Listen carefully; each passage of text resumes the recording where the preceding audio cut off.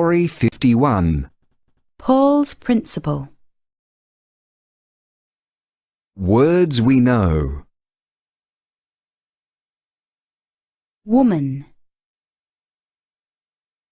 women, court, enormous, furious, cautious, anxious, fabulous, serious, audience, autumn, court, position, relation, relationship, solution, imagination, destination, situation, explanation, preparation, complain, Adelaide, brain, rough, tough, enough, trouble, touch, couple, harmony, naturally, actually, noticed, celebrate, deciding. New sounds. Or as in Paul, launch, court, astronaut, Paul, cause,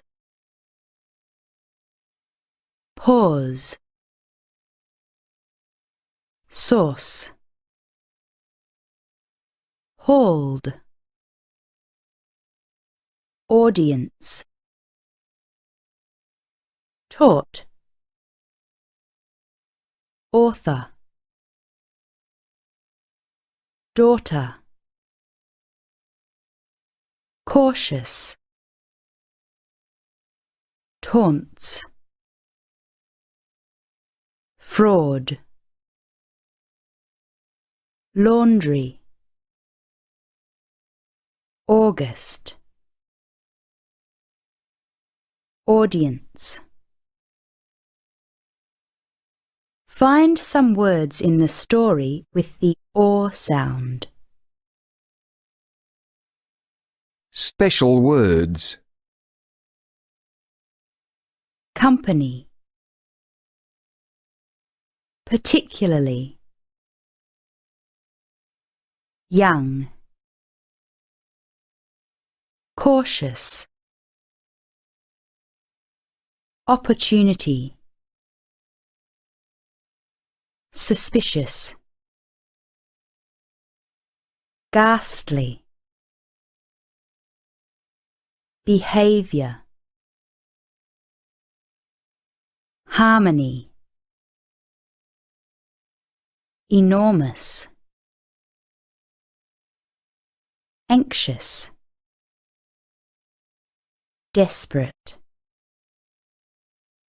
Before attempting to read the story, learn how to say each special word. If necessary, check its meaning. Make up a sentence using each special word. Paul's Principle. Paul was 4 years old. His family thought that he was quite large for his age, but Paul felt that he was very little. He had a big sister, Kay, and a big brother, Ross. Kay was nearly 8. To Paul, she seemed enormous. Sometimes she would get furious over small things and tell him off. At these times, Paul had no idea what had caused her to have such a bad temper. Then there was Ross, Paul's big brother. Ross was 9, but in Paul's imagination, Ross loomed even larger than a 9-year-old. Ross was big and domineering. Sometimes Paul would complain to Ross about his heavy-handed treatment. But Ross would pause only long enough to tease him. His taunts followed a pattern. "Baby can't take it. Baby can't take it." Paul learnt to be cautious in the company of his big brother and sister. The 3 of them each had toys of their own. On rare occasions they shared their toys. Now, because Paul felt so small compared to the others, he had to learn some tactics for getting what he wanted. This was particularly true when it came to playing with Kay's and Ross's toys. Naturally, the safest solution was to wait till Ross and Kay were out. Although Paul usually felt anxious about their possible return, he nevertheless decided that the risk was worth it. Ross had a fabulous space game. This was by far Paul's favourite. Paul was serious about wanting to be an astronaut when he grew up. Whenever he could, Paul seized the opportunity to command Ross's spacecraft. Destination? Mars, Venus, or some sector of the galaxy where no one has gone before. On several occasions, Ross had gone out, then come home only to find that his space game was not as he left it. Ross had grown suspicious of Paul.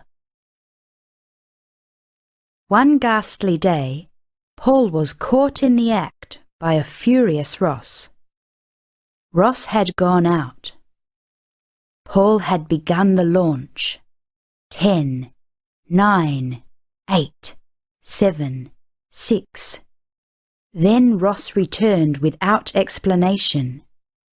Too late to hide the spacecraft. The hairs on the back of Paul's neck stood up. Ross caught Paul by the scruff of the neck. He hauled him roughly across the room, yelling, "I'll launch you!" Paul let out some blood-curdling screams, desperate to attract an audience. And yes, this time he did get a response. Amazing! This was the first occasion Paul could remember his parents intervening, although it had taken quite a hullabaloo to attract their attention. The parents were desperate to bring peace and harmony into their children's play.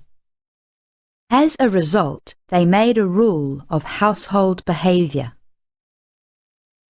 Family toys, even personally owned toys, could be used by all family members. If any child wanted their own toy back when one of the others had it, there was a rule for this too.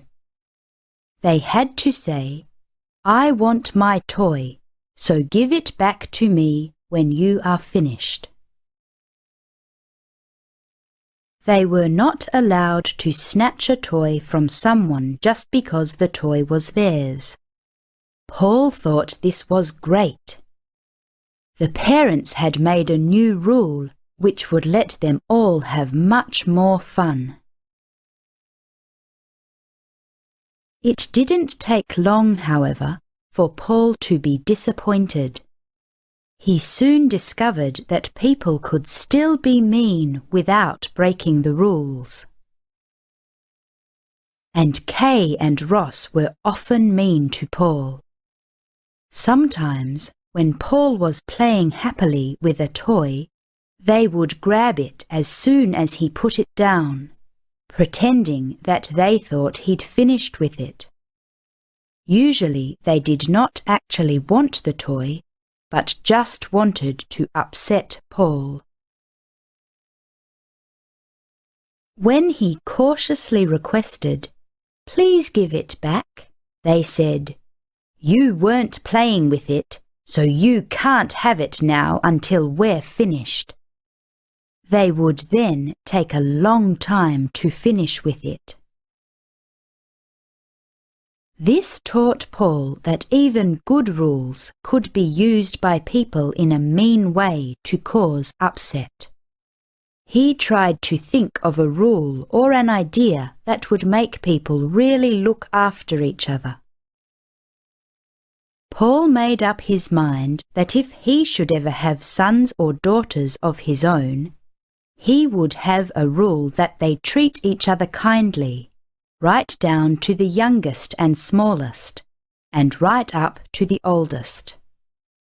This would be Paul's rule.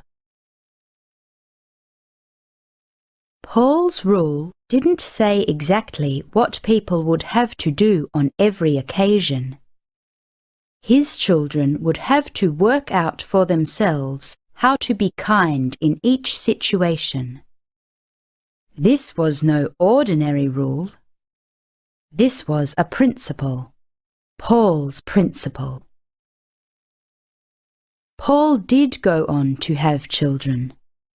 He taught them Paul's principle, and it was a happy home. Words we've used. Company. Particularly. Young. Cautious. Opportunity. Occasionally. Suspicious. Ghastly.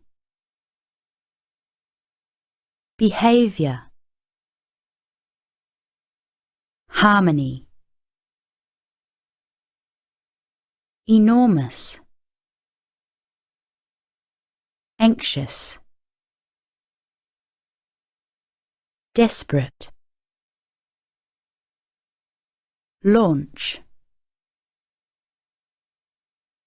Court. Astronaut. Hauled. Audience. Taught.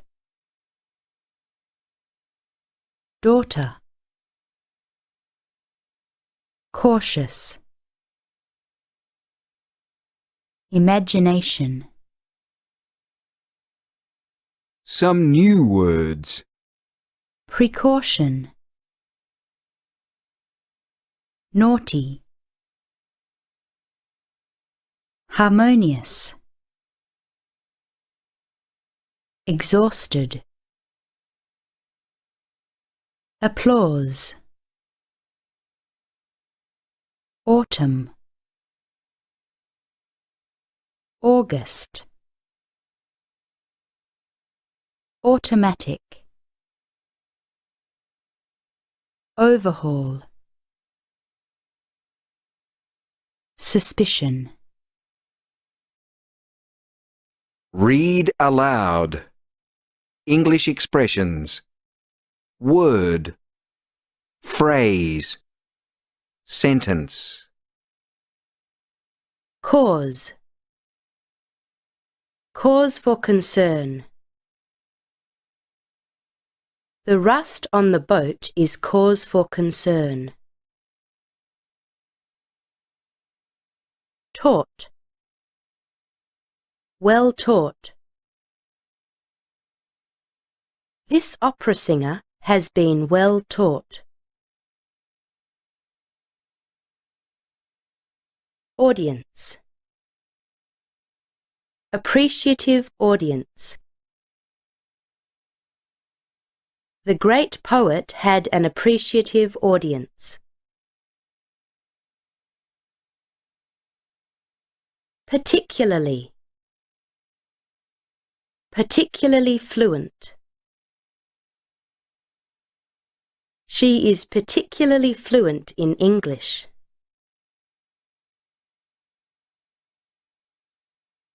Behavior. Outrageous behavior. Robbing the child is outrageous behavior.